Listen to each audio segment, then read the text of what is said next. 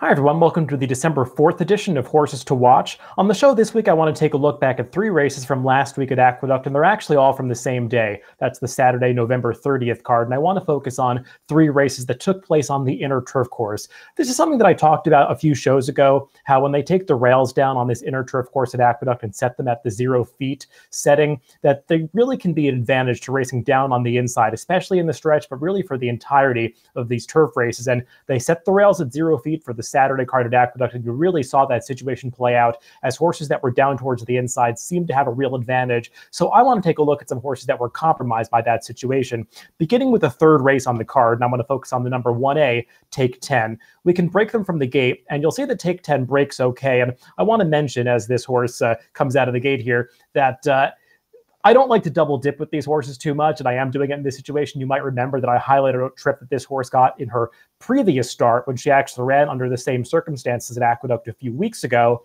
But I'm highlighting her again because she runs into the exact same trouble now that they took the rails down once again on this turf course. And you see that she gets shuffled back towards the tail end of the field and second to last here. That's not really a major concern because if you look up her PPs, she really is more of a closing type. So this is where she's just going to be running from in any of her races. But what occurs here is that the horses that are racing towards the inside, especially the horses that are racing towards the inside and towards the front of the pack, really have a big advantage because not only do those horses are they racing on the best part of the racetrack, but the pace is really going to slow down the backstretch here. You see the number 5, Silver Kitten, who's 25-1. She is going to be the eventual winner of this race because she's racing down on that good part of the surface, and she's also really backing down the pace here. They went from that 23 and change first quarter all the way back to a 5 and change second quarter, making the half mile go in over 49 seconds. That's really a pretty slow pace over this turf course, going 1 mile and a 16th, and it's just going to give her a big advantage. The horse that finishes second, the number 2 in front, also riding the rail. The horse that finishes third, the number 4 Ocean Fire,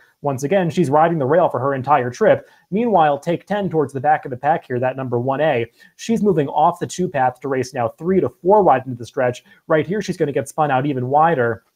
Just not the situation you want to be in when you're closing into a slow pace over a rail by a surface. And she's actually going to do best of all of the closers in this race and close for 4th here. She just really has no chance to get by these top 3 finishers who got ideal trips and ideal pace setups. So Take 10, she's coming out of these 2 races at Aqueduct, both in November, pretty dirtied up now, and I'm not sure where she's going to go next because the turf season is ending in New York. All of these are turf races. Horses are going to have to run out of town next, if not go to the sidelines and come back in the springtime. But keep these runners in mind because Take 10, she might show up at Gulfstream next time, and she's coming off 2 trips where she ran better than it might appear.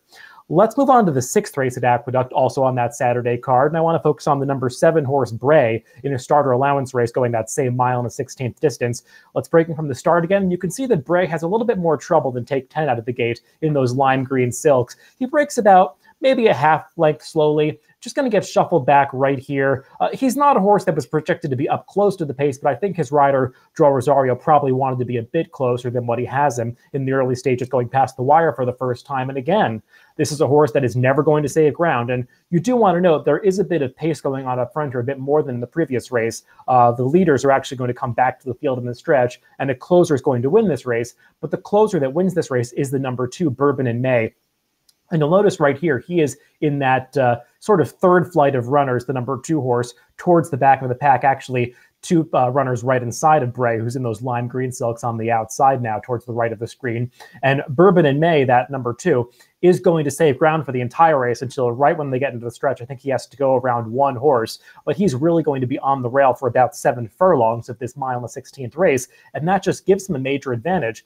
Meanwhile, Bray, now racing in second to last position. He was 3 wide around the first turn. He's going to continue 3 wide down the backstretch. You're going to see as they move into the far turn, he tries to move up, going in that same path. He's actually going to swing out even wider coming into the stretch, and he's just losing significantly more ground than the eventual winner. Looking at the Trackist figures for this race, Bray actually covers 67 more feet of ground than the winner, Bourbon in May. Now, there's going to be a big gap between these horses at the wire, but that gap is probably about equal to 67 feet, if not less than that. And you see here, Bray just has to swing way outside around a rival who's tiring badly, the number 1A, who was drifting out on the far turn, and that makes him lose even more ground. Now Bourbon in May, you see, going to the lead, coming around that 1 horse.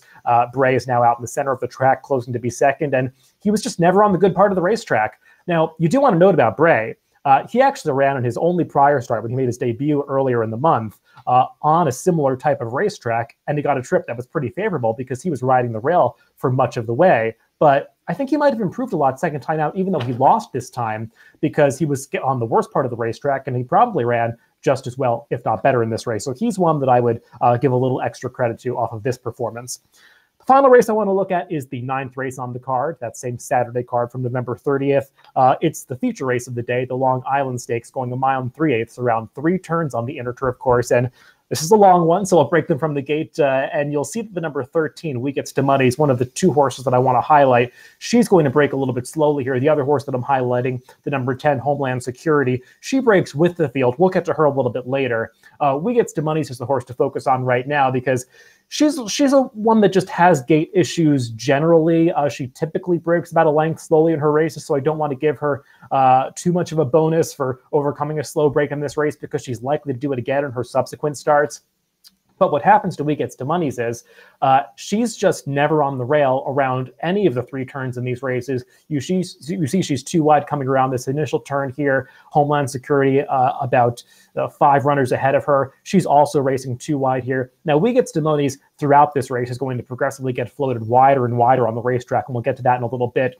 Let's head back to the front of the pack, though, and take a look at who's on the rail, because that's important. Horses that are on the rail are doing well in all these races we're talking about. The number 5, Decorating, she's going to finish in the money in this race, despite the fact that she goes off at 27-1, because she's setting a pretty moderate pace, racing on the rail, and that's a big advantage. Also notice the number 12 horse, Pivotal Connection. She's 36-1. She's going to finish a very close 4th in this race after riding the rail for the entire way, barely losing the whole thing. And these 2 long shots are able to run so well because they're saving ground, just to sort of put an exclamation point on how much of an advantage it was to save ground on these turf courses. The eventual winner, she's the number 1, CKS Buena. You'll see the run that she makes in the stretch, and if you saw this race the first time, she's the one that I assume you focused on because Joao Rosario, her rider, gives her an excellent ride through the lane, saving ground and coming through basically a gap in the stretch to pass horses up the inside. She was narrowly best in this race, but here, let's look at that gray horse that we want to get back to, the number 13, We Gets to Money's.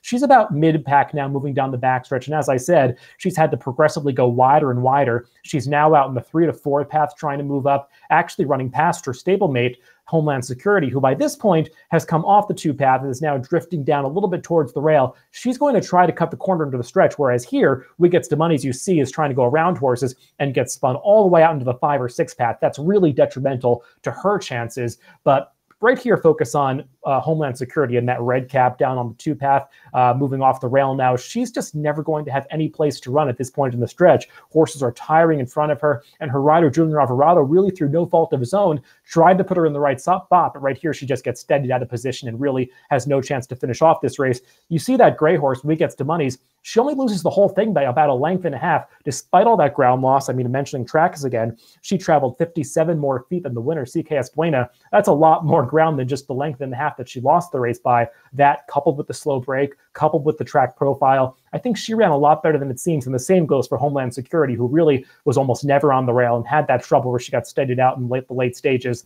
These runners are both trained by Christophe Clement, and I think they ran a lot better than it seems. So I would look for both of these next time in a similar type of spot. So those are the 3 races from this week. It's really the end of turf racing in New York. I think we'll get probably one more weekend in on the turf. So a lot of these horses are not going to run back in New York, as I said at the top. We'll see if they go to Florida. We'll see if they go to other jurisdictions.